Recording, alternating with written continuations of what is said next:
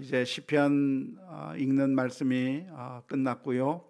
내일부터는 우리가 잠언서의 말씀을 읽게 되겠습니다. 그래서 이번 주간에 잠언서의 말씀 참 생각을 깊게 하게 만들고 깨달음을 주는 그런 고귀한 말씀들로 가득 차 있는 성경책이 바로 잠언서의 말씀인데, 이 잠언서의 말씀을 읽으면서 우리에게 영적인 지혜, 영적인 그런 깨달음들이 우리 성도님들 삶 가운데 많이 넘쳐날 수 있기를 바랍니다.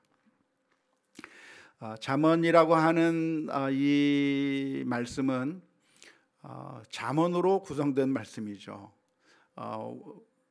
여러 가지 글에 여러 가지 종류가 있는데요. 시가 있는가 하면 이야기가 있고 편지가 있고 또 어떤 법률 문서 같은 것들도 있고 여러 종류의 글들이 있는데, 잠언은 어떤 책인가, 마치 속담이나 경구, 격언의 말씀과 같은 것으로 이루어진 말씀이 잠언서의 말씀입니다.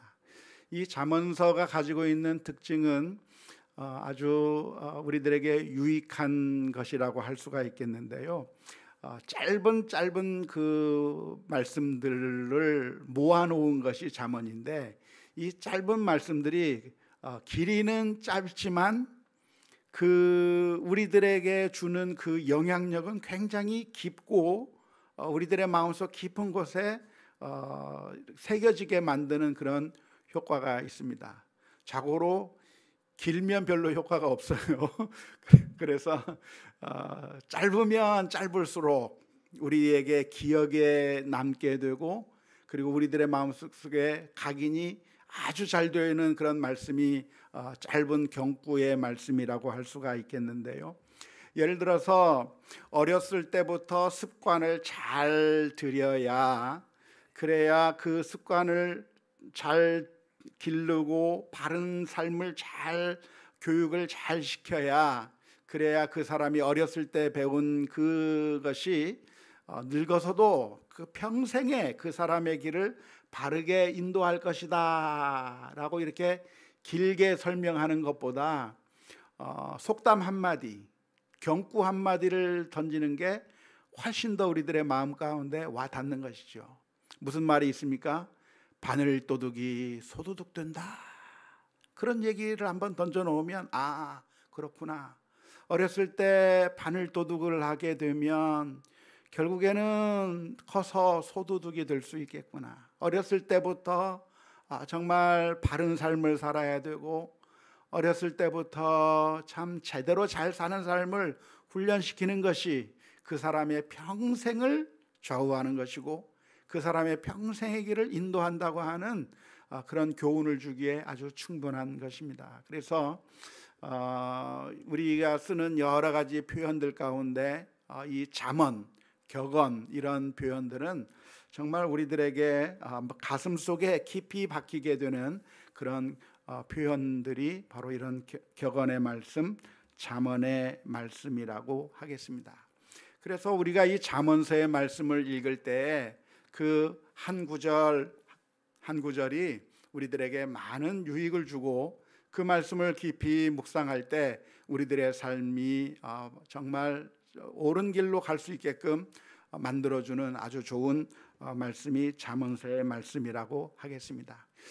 잠언서가 이렇게 한 달에 한 장씩만 읽어도 한 달에 하루에 한 장씩만 읽으면 1년에 12번 읽어가면서 잠언서를 읽을 수 있기 때문에, 어떤 분들은 이 잠언서를 매일매일 한 장씩 읽어나가면서 1일에는 1장, 2일에는 2장, 3일에는 3장 그렇게 읽어가면서 잠언서를 늘 가까이 하면서 묵상하시는 분들이 있는데, 이 잠언서의 말씀 우리 어른들이나 우리 자녀들이나 가까이 하면서 하나님의 말씀을 잘 기억하면 좋을 것이라고 믿습니다.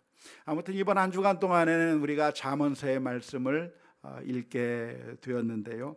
그런데 이 잠언서의 말씀을 읽는 가운데 난점이 존재합니다. 어려운 점이 존재하는 것이죠. 어떤 것이 어려운 점입니까? 그것은 이 짧은 표현의 격언 같은 것들은 그 배경이나 문화 이런 것들을 우리가 잘 이해할 때 비로소 이해하기가 쉽습니다.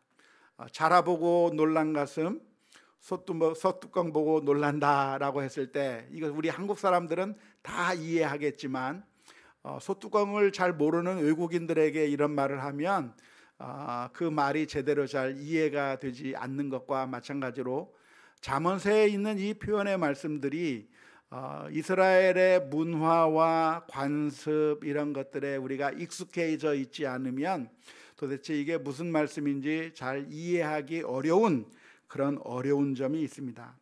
예를 들어서 머리에 숯불을 쌓아 올리는 것과 같다라고 하는 표현이 잠언서에 나오는데요. 도대체 이게 무슨 말인지 원수에게 오히려 사랑을 베풀고 원수에게 선하게 베풀게 되면 그러면 그 사람의 머리에 숯불을 쌓아 올리는 것과 같다고 하는 이 표현, 아마 유대인들 아주 오래전에 살던 사람들은 그 말의 의미를 잘 알았겠지만 오늘날에는 과연 그 말씀이 무슨 뜻인지 우리가 이해하기는 굉장히 어려운 것이 있습니다. 그래서 성경을 공부하면서 당시의 문화나 이런 역사적인 배경 이런 것들을 잘 공부하게 될 때 이 잠언서의 말씀을 잘 이해할 수 있지 않겠나 생각이 듭니다. 특별히 우리가 잠언서의 말씀을 묵상하는 가운데 이 잠언서의 특징, 잠언서의 성격을 조금 이해할 필요가 있습니다. 성경에 나오는 그 말씀들을 우리가 다 똑같이 생각하면 해석하는데 문제가 생깁니다. 예를 들어서 성경에 율법의 말씀들이 있는데요, 계명의 말씀들이 있죠. 그러니까 이 계명의 말씀들은 우리가 하나의 그 하나님의 말씀, 계명, 법칙 이런 걸로 이해하면 되는데 그런데 이 계명의 말씀이 아니라 다른 식으로 표현되어 있는 다른 장르로 되어 있는 글들은 그 장르에 맞게 이해를 해야 되는 것이죠. 특별히 우리가 지난 시간에 시편을 살펴봤는데 시편을 넉 주간에 걸쳐서 읽었는데 시라고 하는 특별한 그 특징이 있는 겁니다. 그래서 시를 우리가 볼 때는 이게 시적인 표현이구나 라고 하는 것을 감안해서 읽어야 되는 거예요.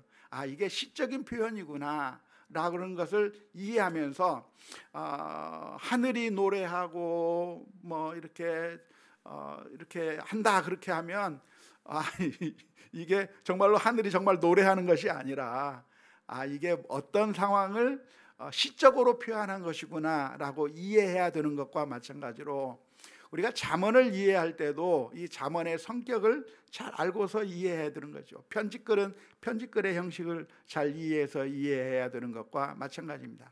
잠언은 어떤 것인가? 잠언이라고 하는 것은 계명하고는 조금 다릅니다. 계명은 뭡니까? 계명은 반드시 해야 할 일이죠. 반드시 해야만 하는 게 계명인 것이죠. 법칙인 것이죠. 하나님의 절대적인 명령이라고 할 수가 있는 것이죠. 하지만 잠언은 무엇입니까? 지혜의 말씀이에요. 지혜의 말씀은 율법의 말씀하고는 조금 달라요. 성격이 좀 다릅니다. 예를 들어서 잠언서에 보면 무슨 말씀이 있냐면 이런 말씀이 있습니다. 잠언서 26장 4절 말씀에 보면 이런 말씀이 있어요. 미련한 자의 어리석은 것을 따라 대답하지 말라. 두렵건대 너도 그와 같을까 하노라. 어리석은 자가 무슨 얘기를 하면 그 얘기를 할 때 자꾸 대답을 하지 말라고 말씀하고 있어요. 요즘 제 아내가 제 말을 대답을 안 합니다.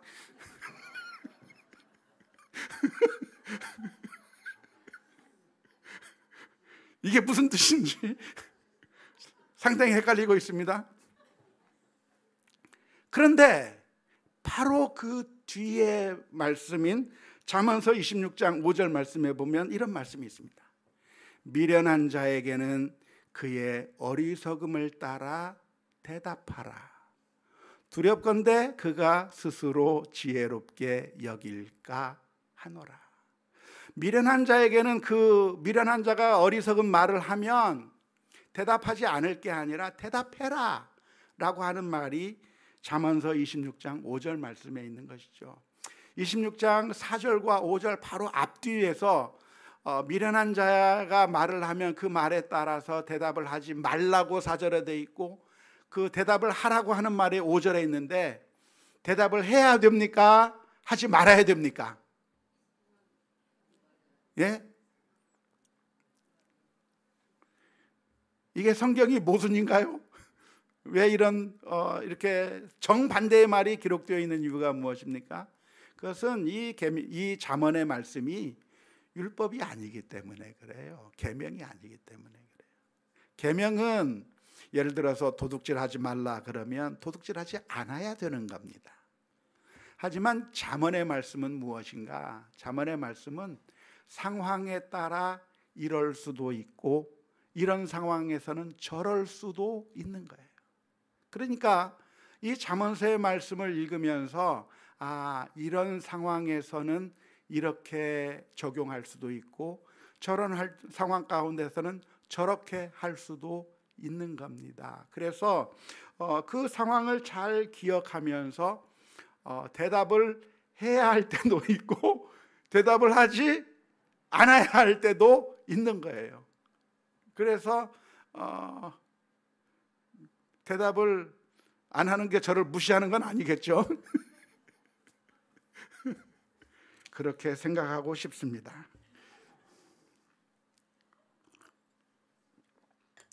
아무튼 잠언서의 말씀은 계명과는 다르기 때문에 이 말씀을 우리가 읽으면서 어리석은 자의 말에 따라 대답하는 것은 어떠한 위험이 따를 수가 있고 어리석은 자의 말에 따라 대답하지 않는 것은 또 어떤 위험이 따를 수 있다고 하는 것을 우리가 인식하면서 상황에 따라서 어떤 때는 대답해야 하고 어떤 때는 대답하지 않아야 되고 그런 것들을 지혜롭게 분별해 가면서 우리가 적절하게 대응해야 하는 것이죠.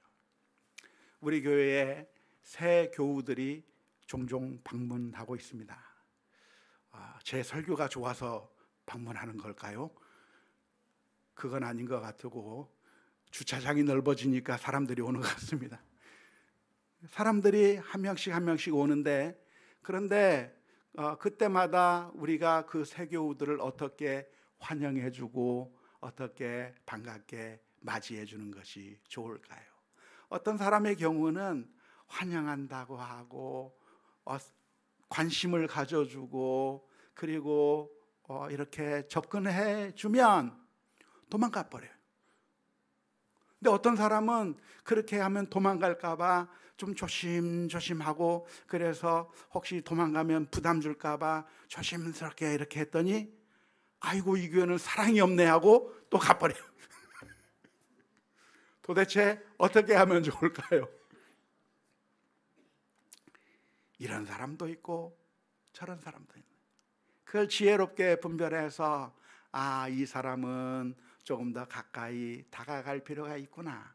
이 사람은 조금 거리를 두고 기다려줄 필요가 있구나 라고 하는 것을 잘 분별해야 되는 것이죠. 그렇게 잘 분별해서 접근을 해야 사람이라고 하는 것은 천차만별입니다. 이 세상에 똑같은 사람이 단 한 사람도 없습니다. 그래서 그 사람들을 그마다 우리 이 세상 사람들뿐만이 아니라 우리 자녀들도 마찬가지예요. 큰애와 작은애가 어쩜 그렇게 성격이 다른지 완전히 달라서 얘한테 해주는 방식과 이 아이에게 해주는 방식이 완전 다르게 하지 아니하면 그러면 오히려 똑같은 일을 해놓고도 반응이 정반대로 나오게 되는 황당한 상황들을 우리가 경험하게 될 텐데 세상이 왜 이래 하고 할 게 아니라 우리가 지혜롭게 그 모든 것들을 적절하게 잘 대응할 필요가 있는 것이죠. 사람마다 잘 해야 되는 것인데 이번에 어떤 새 교우가 그러더라고요. 우리 교회에 오니까 참 이 교회는 나를 존중해주고 기다려주는 것 같아서 너무나도 고마웠다고. 가까이 오는 것도 아니고 관심을 안 주는 것도 아니고 아무튼 그 미묘한 그 사이를 적절하게 해서 대응을 해줬어요, 새가족팀이. 그랬더니 그런 얘기를 해요. 그래서 지혜라고 하는 것을, 이 잠언의 말씀들을 우리가 무식하게 천편일률적으로 적용하는 것이 아니라 이 잠언서의 성격을 잘 이해하고 적절하게 그 상황에 따라서 대답할 건 대답하고 대답하지 않을 건 대답하지 않아야 할 것입니다. 잠언서의 말씀은 이렇게 상황에 따라서 적용을 해야 하기 때문에 이 잠언서의 말씀을 마치 어떤 교과서인 줄로 생각하고 천편일률적으로 기계적으로 적용하게 되면 아주 큰 어려움을 당하게 되는 겁니다. 잠언서의 말씀이 지혜의 말씀이 되지 못하고 어리석은 자의 도구가 되어버리는 거죠. 우둔한 자의 손에 들린 정말 화를 일으킬 수 있는 그런 도구가 될 수도 있는 겁니다. 예를 들어서 잠언서 13장 24절의 말씀에 보면 이런 말씀이 기록되어 있습니다. 매를 아끼는 자는 그의 자식을 미워함이라. 자식을 사랑하는 자는 근실히 징계하느니라. 이 말씀이 안타깝게도 우리 한국교회 성도님들에게 무분별하게 부모가 자녀들을 폭력적으로 다루고 자녀들의 인격을 무시하고 그리고 그 아이들의 마음을 아프게 만드는데 면죄부를 주는 잘못된 말씀으로 이용되는 적이 너무나도 많았어요. 이 말씀을 그렇게 오해하시면 안 되는 거예요. 이 말씀의 의미가, 그러니까 부모님들은 자식들을 무조건 때려서라도 교회에 데려와야만 하고, 자식들을 무조건 징계를 해서라도, 무섭게 해서라도 그래서 자녀들의 버릇을 단단히 고쳐 놓아야 된다고 하는 그런 우리들에게 주어진 일종의 면죄부처럼 그렇게 작용하게 될 때 이 잠언서의 말씀이 우리에게 축복의 말씀이 아니라 재앙의 말씀으로 변해 버리게 되는 안타까운 결과를 가져오게 되는 것입니다. 잠언서 26장 9절의 말씀에 보면 미련한 자의 입에 잠언은 술 취한 자가 손에 든 가시나무 같으니라.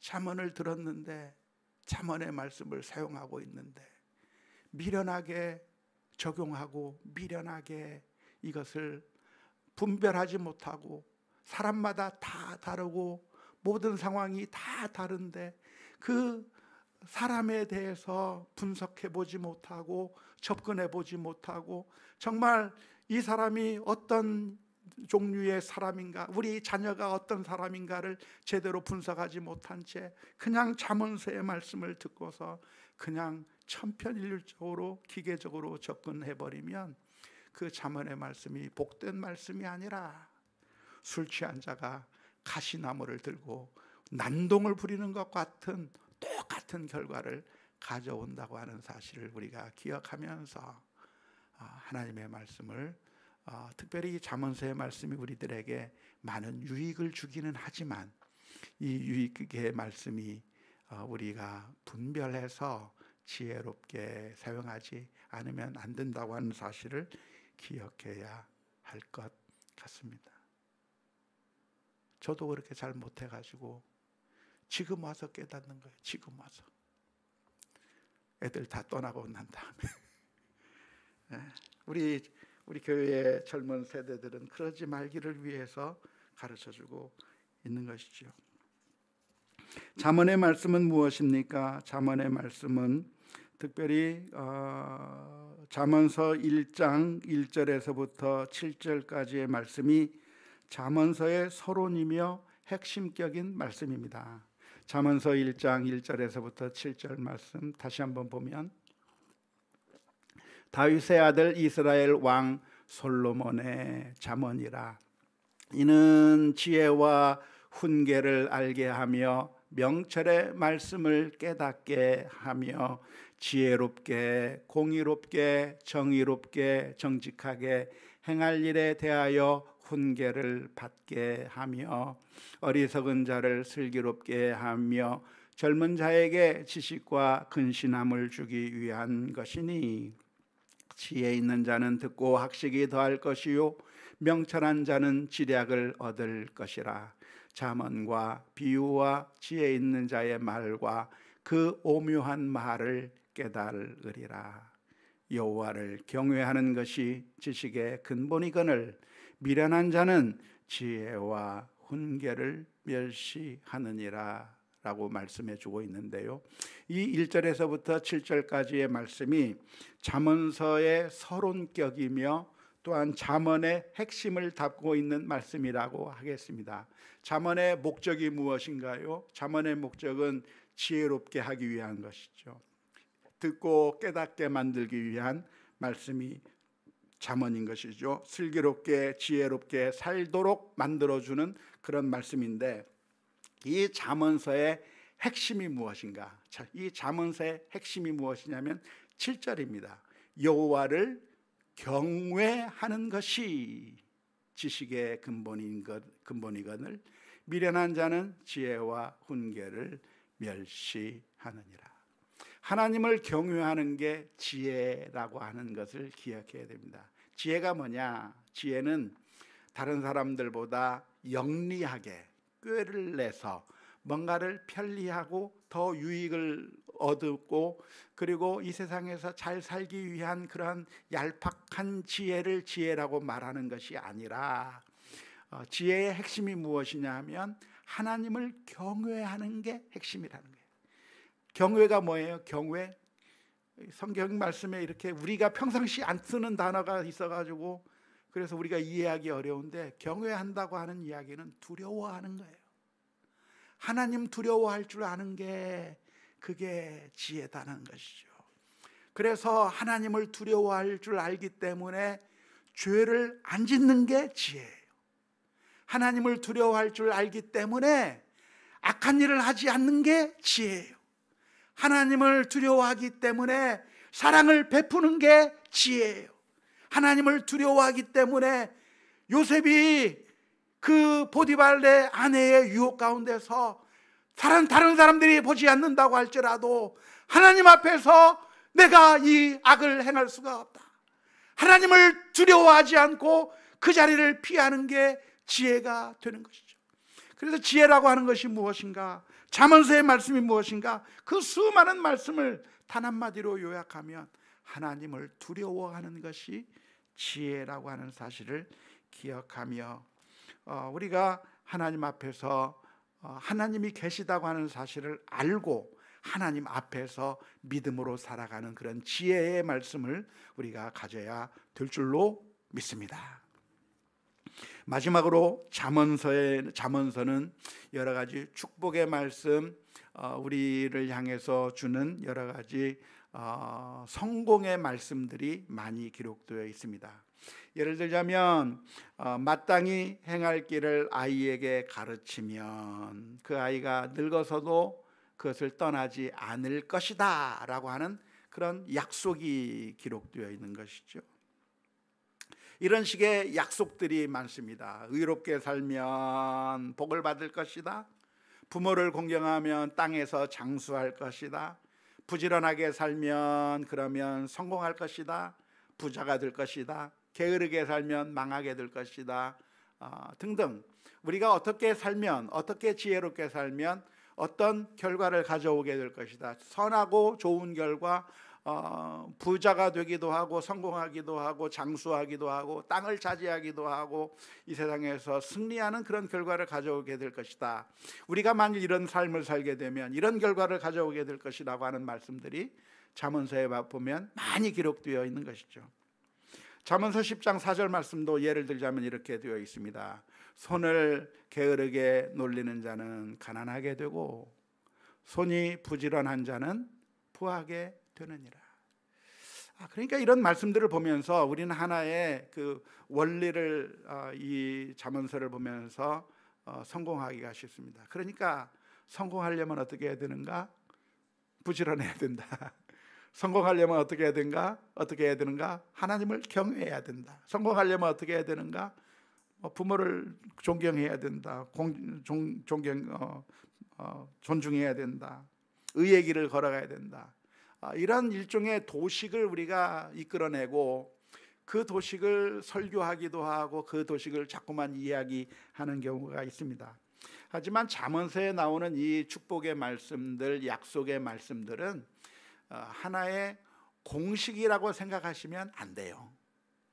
우리는 늘 이과적인 성격이, 그런 특성이 많아서 공식을 너무나도 좋아하죠. 1 더하기 1은 2, 2 더하기 2는 4, 이렇게 숫자로 대입하면 숫자로 정확한 답이 나오는 것을 우리는 좋아하는 그런 성격들이 있습니다. 그래서 성경을 보면서도 어떻게 하면 우리가 이 땅에서 장수할 것인가? 장수의 비결이 뭐예요? 부모에게 효도하는 거. 그렇게 자꾸 도식을, 뭔가 공식을 성경에서 추출해 내려고 하는 그런 경향들이 있는데, 잠언서에서 말씀하고 있는 이런 말씀들이 사실은 그런 공식, 도식을 우리들에게 이야기해 주는 것은 아닙니다. 실제 우리들의 삶 가운데서 어떤 것들을 많이 봅니까? 정반대의 경우가 더 많아요.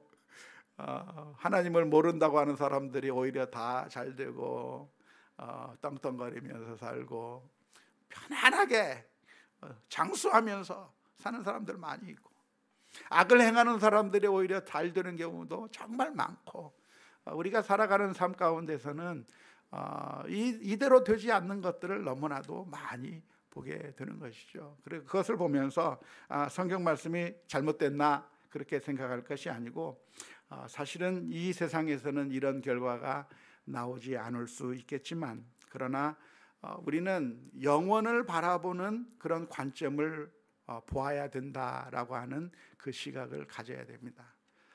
비록 이 세상에서 의인이 고난을 받을 수가 있겠고, 수고하고 애썼지만 아무런 결과를 얻지 못할 수도 있겠고, 정말 내가 신실하게 살았지만 아무도 인정해 주지 않을 수도 있겠고, 이 세상에서는 그냥 모든 것들이 다 수포로 돌아가는 것처럼 보일 수 있을 것입니다. 하지만 이 말씀을 읽으면서 우리가 이 축복의 말씀들, 약속의 말씀들을 보면서 우리가 바라보아야 하는 것은 이 세상에서 이루어질 것이다라고 하는 것을 넘어서서 결국 우리가 하나님 앞에 사는 것이 영원한 복이며, 결국 하나님 앞에 우리가 가게 될 때 하나님께서 우리의 눈에서 눈물을 닦아주시고 우리에게 잘했다, 충성했다, 충성된 종이다 라고 칭찬해 주시는 그 하나님을 바라보는 그 영원의 관점을 바라보며 이 말씀을 우리가 읽고 묵상하고 또한 적용해야 될 줄로 믿습니다. 안타깝게도 우리는 이러한 지혜의 말씀대로 살지 못하는 게 우리들의 문제인 것이죠. 정말 이 하나님의 말씀, 잠언의 말씀대로 우리가 잘 살 수만 있다고 하면 얼마나 좋겠어요. 하지만 안타깝게도 우리는 늘 실패합니다. 늘 넘어집니다. 그게 우리들의 문제인 것이죠.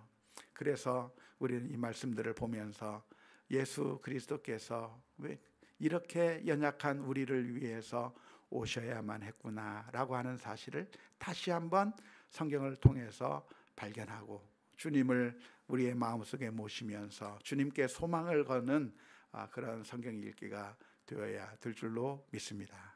이번 한 주간 동안 잠언서의 말씀을 읽는 가운데 이 말씀을 통해서 우리들에게 큰 영적인 유익, 삶의 지혜, 그리고 기쁨이 넘쳐나는 우리 모두가 다 될 수 있기를 주님의 이름으로 축원합니다.